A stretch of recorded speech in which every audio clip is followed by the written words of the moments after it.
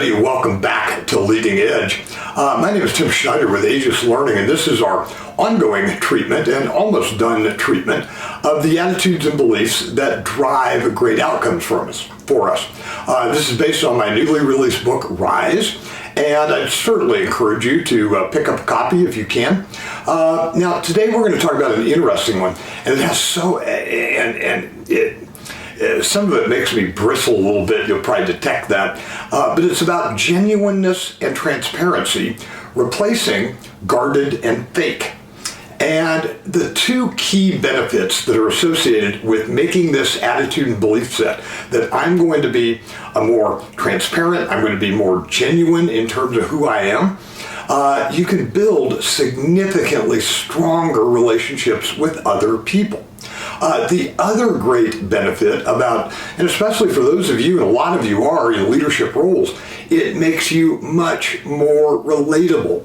You know, so many folks are just absolutely in love with their LinkedIn profile. You know, that perfect little, upper picture thing, and, they Photoshop out the age spots and all those things, and they're perfectly in love with that. But you know what? That's not you. That is not who you are. You have to get comfortable with who you are. And that's, kind of the first strategy is, that narrative that we tell ourselves, or our LinkedIn profile, or what we choose, that perfection that we choose to project on Facebook, that's not you. You know what? You are a different human being. You are a set of really good things and a set of some challenging things. You're a mixed scorecard. And that's who you really are. I got to give some credit to where credit is due here. And early on in our relationship, Crystal asked some very uncomfortable, deep probing questions. And initially I kind of bristled at it. It was things that I'd either written in a book or things about prior marriage or things like that. And, why do you need to know? How does that affect now? But as I answered them, and answered them genuinely and truthfully, what happened is she got to know the real me. And conversely, I asked the questions back and I got to know the real her. Not the projection of what, we'd put out there for other people, but the real us. And I would encourage you to spend some time, first of all, a great strategy, get to know who you really are. Turn off that, here's what I want to project, here's what my elevator pitch is. Stop all of that. Who are you really? And boy, there's a lot of things that go into you really. Get comfortable talking about things that aren't perfect. And second strategy is forget about that projection of perfection. You know what? It just isn't serving you that well. A lot of us kind of smirk at it. You put out there that perfect family, perfect life, perfect kids, everything kind of thing. You know what? Bullshit.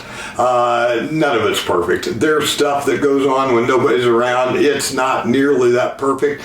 And I got to tell you, when you're trying to be perfect, you're not that relatable to other folks. It's like, that's cursory at best. Third kind of strategy that I encourage you to embrace to move into greater transparency and greater genuineness is with relationships, not with everybody certainly, but with your core relationships. Really challenge yourself about how well you know each other. You might call each other BFF. You might say, this is my, friend from high school forever. But you know what?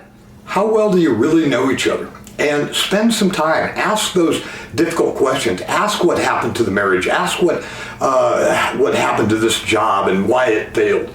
Ask those things and be prepared to share those things about yourself.